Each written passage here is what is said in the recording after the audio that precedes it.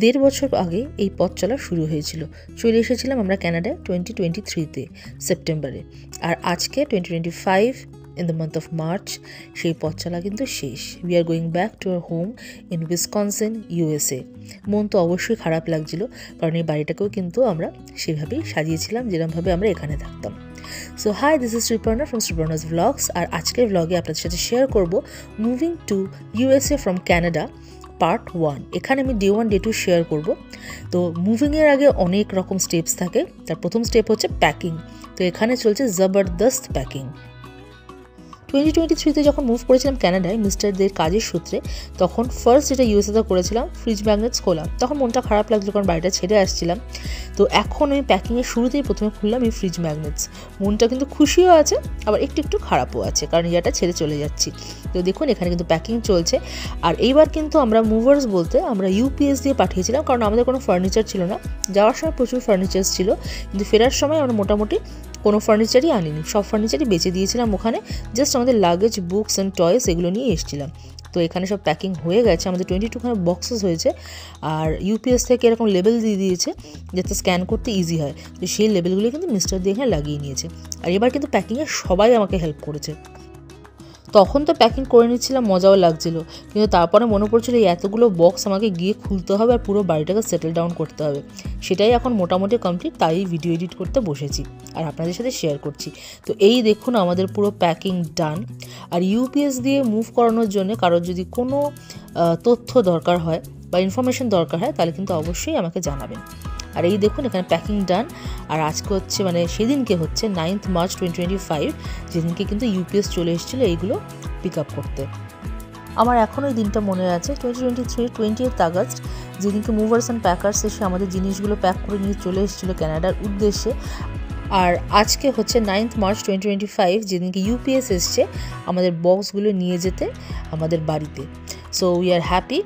আর একটু মন খারাপ লাগছে, কারণ এই জায়গাটা এতদিন ছিলাম, সেই জায়গাটাও ছেড়ে চলে যেতে হবে। তো ফাইনালি সব বক্সেস তোলা হয়ে গেছে আর ইউপিএস বেরিয়ে পড়ছে। তো ওরা বলেছিল ম্যাক্সিমাম 10 days লাগবে ডেলিভারিতে। ডেলিভারি অ্যান্ড এভরিথিং সেই গল্প নিয়ে আসবো আমি লাস্ট পর্বে, যে কীভাবে ডেলিভারি হয়েছিল বা ওরা ঠিকঠাক আনতে পেরেছিল কিনা। তো এখন আপাতত চলে আসি এই ভিডিওতে। তো দেখুন এখানে কিন্তু পুরো আমরা অ্যাপার্টমেন্ট ফাঁকা করে দিয়েছি। এখানে নিয়মটা তাই, যেভাবে ওরা অ্যাপার্টমেন্ট আপনাকে দেবে, আপনাকে এক্স্যাক্টলি সেভাবে অ্যাপার্টমেন্টটা ফেরত দিতে হবে, একদম পরিষ্কার পরিচ্ছন্ন খালি করে। তো এইভাবেই কিন্তু আমরা অ্যাপার্টমেন্টটা ফাঁকা করেছিলাম। তো আপনাদের সাথে শেয়ার করেছিলাম যেদিনকে অ্যাপার্টমেন্টে ঢুকেছিলাম এবং একটু একটু করে অ্যাপার্টমেন্টটা সাজিয়েছিলাম। আর আজকে শেয়ার করছি, দেখুন অ্যাপার্টমেন্টটা ফাঁকা করে দিয়েছি আমরা। তো এইবার বেরিয়ে পড়ার পালা। তো আমরা একে একে কিন্তু এই সব জায়গার লাইট নিভিয়ে দিচ্ছি, যেমন storage room, bedroom, living room, dining space, কারণ এইবার কিন্তু আমরা বেরিয়ে পড়বো। আর আমি প্রে করি যে আমরা যতটা ভালো ছিলাম, অ্যাপার্টমেন্টটাকে ভালো রেখেছিলাম, এখানেও যেন সেরকম কোনো ফ্যামিলি আসে। তো this is our final bye. তো দরজা বন্ধ করে দিচ্ছি। আমি আর mister Deb we are becoming nostalgic. অনেকগুলো দিন মনে পড়ছিল, কারণ বারান্দায় আমরা অনেক রকম মজা করেছি, বন্ধুবান্ধবের সাথে আড্ডা মেরেছি। তো এইবার কিন্তু আমরা বেরিয়ে পড়লাম। আমরা আগে ঠিক করেছিলাম যে যখন we will move back to USA, তো we will relive every moment. আমরা যখন প্রথমে ক্যালগারি কানাডায় এসেছিলাম, আমরা এখানে যে হোটেলটায় ছিলাম অ্যাপার্টমেন্টের কাছে, কারণ যতদিনে চাবি পেয়েছিলাম আমরা হোটেলে ছিলাম। তো আমরা ঠিক করেছিলাম যখন আমরা চলে যাব আমরা ওই হোটেলটাতেই থাকবো অ্যাপার্টমেন্টের কাছে। কিন্তু তারপর ভাবলাম যে না, আমাদের 3 দিনের জার্নি আছে, ইটস অলমোস্ট 3000 কিলোমিটার জার্নি। তো ইটস বেটার যে আমরা যে বর্ডার দিয়ে যাব, আমরা মন্টানা আর অ্যালবার্টার কাছে ওয়াইল্ড হর্স বলে একটা বর্ডার ক্রস করব। তো আমরা ভাবলাম যে না, প্রথম রাতটা আমরা ওটার কাছেই চলে যাই, নাহলে পরের দিন অনেকক্ষণের জার্নি হয়ে যাবে বর্ডার ক্রস করতে। তো ওখান থেকে 3 ঘন্টা দূরে মেডিসিন হ্যাটে কিন্তু আমরা ছিলাম। তো সেইখানে থেকে সেদিনকে আমরা ঠিক করেছিলাম যে আমরা উই উইল টক অ্যাবাউট যখন আমরা প্রথমে এসেছি আমাদের কেমন লাগছিলো। তো সেই ফিলিংসগুলোই আমরা গল্প করতে করতে যাচ্ছিলাম। সবাই একটু টায়ার্ড ছিল, কারণ সারাদিন প্রচুর কাজ হয়েছে, অ্যাপার্টমেন্ট পরিষ্কার করা হয়েছে। একটু গল্প গুজব না করলে কিন্তু গাড়ি চালাতে চালাতে মনোটোনাস লাগবে আর ঘুমও পেয়ে যাবে। তো আমরা কিন্তু এখানে চলে এসেছি মেডিসিন হ্যাটে ডেইজ ইন বলে একটা হোটেলে। এসেই যেটা আমরা প্রথমেই করি, আমি আর মিস্টারদের একটু কড়া করে কফি খাই। আর সেদিনকে ডিনারের জন্য আমরা অলরেডি সুশি নিয়ে এসেছিলাম। সুশি খেতে সবাই ভালোবাসেন, আমিও ভালোবাসি। তো আমরা সেদিনকে খেয়ে দিয়ে ঘুমিয়ে পড়েছিলাম। তো আমরা আমাদের জার্নি শুরু করেছিলাম 11th of March 2025-এ। আর এই দিনকে হচ্ছে 12th of March। আমরা সকাল সকাল ঘুম থেকে উঠে স্নান টান করে সবাই ফ্রেশ হয়ে নিয়েছি, কারণ আজকে ভীষণ এক্সাইটেড সবাই, কারণ আজকে আমরা আমরা ক্যানাডার বর্ডার ক্রস করে ইউএসএতে ঢুকবো, তাই চলে যাচ্ছি ব্রেকফাস্ট করতে। তো এইখানে ডেজের ব্রেকফাস্টটা দুর্ধর্ষ ছিল, মানে sausage, hash brown, omelette and different kinds of bread ছিল, মানে ক্রয়েস থেকে শুরু করে cinnamon bread and cornflakes, juice. তো আমরা ভালো করে পেট ভরে ব্রেকফাস্ট করে নিয়েছিলাম। আর বাচ্চারা প্যানকেক খেতে খুব ভালোবাসে, তো এখানে প্যানকেকও ছিল। তো আমাদের জার্নি শুরু হয়ে গেছে। এখান থেকে প্রায় 1.5 ঘন্টা মতো লেগেছিল ওয়াইল্ড হর্সে ইউএস বর্ডার পৌঁছাতে। ওটা হচ্ছে মন্টানা আর অ্যালবার্টার মাঝখানে বর্ডারটা আর কি। এখন যেমন ক্যানাডা টু ইউএস মুভিংয়ের ভিডিও করছি, তেমন ইউএস টু ক্যানাডা মুভির ভিডিও আছে, সেই লিঙ্কগুলো আমি ডিসক্রিপশনে দিয়ে দেবো। তো আমরা এসেছিলাম ও ড্রাইভ করে, মানে আমরা বলাটা ভুল, মিস্টার দে ড্রাইভ করে এসেছিলো। Mister they is a pro, মানে ও খুব ভালো ড্রাইভ করে, সেই জন্য আমাদের পক্ষে সম্ভব এরকম হাজার হাজার কিলোমিটার যাওয়া। আর গাড়ির অবস্থা দেখলে বুঝতে পারছেন তো যে কী অবস্থা, মানে পুরো ঠাসাঠাসি করে আসি। মিস্টার দেখে বলছিলাম, মিস্টার দে কেমন লাগছে আবার ফিরে যেতে। মিস্টার দে অনেক ভেবে চিনতে অনেক কথা বলেছে, সেগুলো আর শেয়ার করলাম না। তো আমরা এখন এগিয়ে চলেছি টুয়ার্ডস আমাদের ক্যানাডা বর্ডার ক্রস করার দিকে।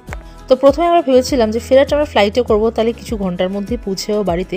কিন্তু তারপরে ভাবলাম যে না, আমরা যেমন 3 দিন জার্নি করে একটু একটু করে ইউএসএ ক্যানাডায় এসেছিলাম, তেমনই আমরা সেমভাবেই কিন্তু ইউএসএ ফিরবো 3 দিনের জার্নি করে।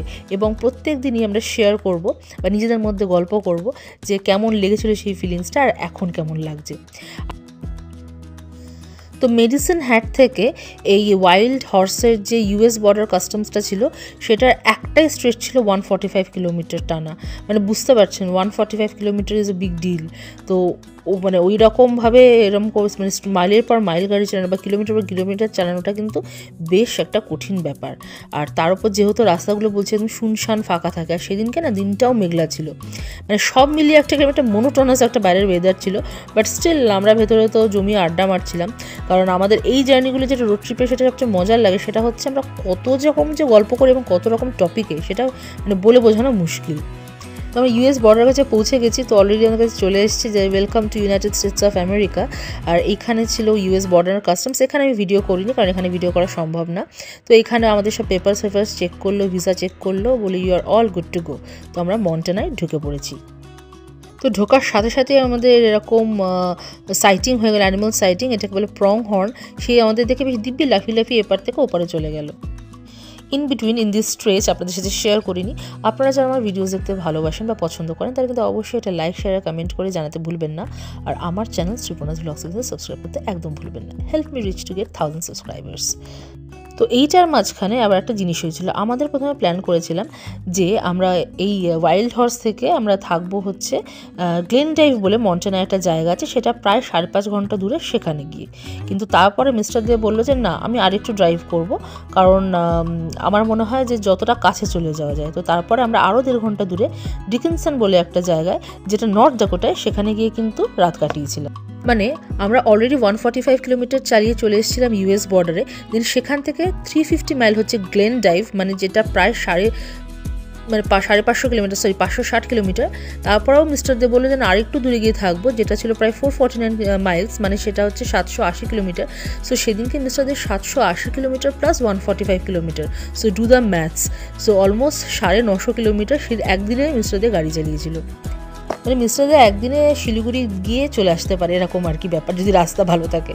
তো এইটা আমাদের ইউএসএ ঢোকার পর ফার্স্ট গ্যাস স্টেশনে স্টপ ছিল, তেল ভরে নেওয়া হলো। আর এখানকার গ্যাস স্টেশনে দুর্দান্ত লাঞ্চ পাওয়া যায় বিকেল 4টে অবধি, একদম গরম গরম ওরা বানায়। তো বাচ্চারা নিয়ে নিয়েছে একটু পিৎজা, আমি খেয়েছিলাম সুশি, আর মিস্টার দে চিজ কাটস বলে একটা জিনিস হয়, সেই চিজ কাটস খেয়েছিল। খেয়ে আমরা আবার চালু করে দিয়েছিলাম আমাদের জার্নি।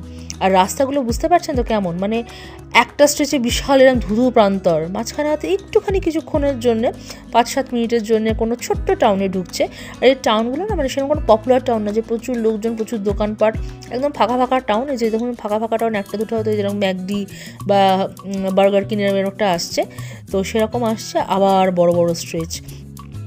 তো এই রকম রাস্তা দিয়ে কিন্তু টোটাল ড্রাইভটা হয়। তো আপনারা যারা রোড ট্রিপ করতে ভালোবাসেন বা করতে চান, আপনারা যদি এরকম মুভ করেন ফ্রম কান্ট্রি টু কান্ট্রি, মানে আগে আমরা স্টেট টু স্টেট মুভ করতাম, এখন কান্ট্রি টু কান্ট্রি মুভ করি, তো এই জিনিসগুলো কিন্তু মাথায় রাখতে হবে। সেই হিসাবে গাড়িতে জিনিস রাখতে হবে, জল, শুকনো খাবার এগুলো রাখতে হবে, কারণ হতেই পারে যে আপনাদের খিদে পেয়েছে, আশেপাশে কোনো দোকান নেই।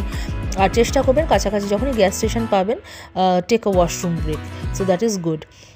কিন্তু আমরা সেইভাবেই কিন্তু আমরা প্ল্যান করি অ্যাহেড যে আমরা এইভাবেই যাবো, জার্নিটা করবো।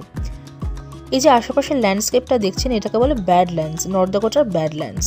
তো এই দৃশ্য দেখতে দেখতে কিন্তু আমার বাচ্চারা আরিয়াস আর আদিশ, ওদের কাছে আমরা খুব গ্রেটফুল। ওরা কিন্তু কোনো প্রবলেম করে না গাড়িতে, মানে ওরা এই রোড ট্রিপগুলো ভীষণই পছন্দ করে এবং চুপচাপ এনজয় করতে করতে চলে আসে। তো দেখুন আর 100 মাইল মতো বাকি আছে এখানে। তো আমরা এখানে নানা রকম গান গাইছি, অন্তাক্ষরী খেলছি, খেলতে খেলতে কিন্তু আমরা ভাবছি যে কী খাবারটা অর্ডার দেবো। তো আমার খুব ইচ্ছা ছিল যে ইউএসএ ঢুকে ফার্স্ট যেটা আমি খাবো সেটা হচ্ছে বাফেলো ওয়াইল্ড উইংসের রুবিংস। আমার ভীষণ ভালো লাগে খেতে। তো আমরা কিন্তু সেইভাবে অর্ডার দিয়ে দিয়েছিলাম, আর মানে রাস্তায় যেতে যেতে কিন্তু আমরা খাবারটা তুলে নিয়েছিলাম, কারণ এরপর হোটেলে ঢুকলে না আবার বেরোতে ইচ্ছা করবে না। আর জেনারেলি এখানে হোটেলগুলো ওভাবেই থাকে যে সেখান থেকে রেস্টুরেন্টগুলো 5-6 মিনিট বা 7-8 মিনিট গাড়িতে এরকম কাছাকাছি থাকে। তো আমরা খাবারটা তুলে নিয়েছিলাম। তো আমি আপনাদের সাথে আগেও শেয়ার করেছি যে যখন 10-15 মিনিট বাকি থাকে জার্নির, তখন আমি খুব রেস্টলেস হয়ে পড়ি যে কতক্ষণে ঢুকবো আমি হোটেলে। তো চলে এসেছি আমরা হোটেলে।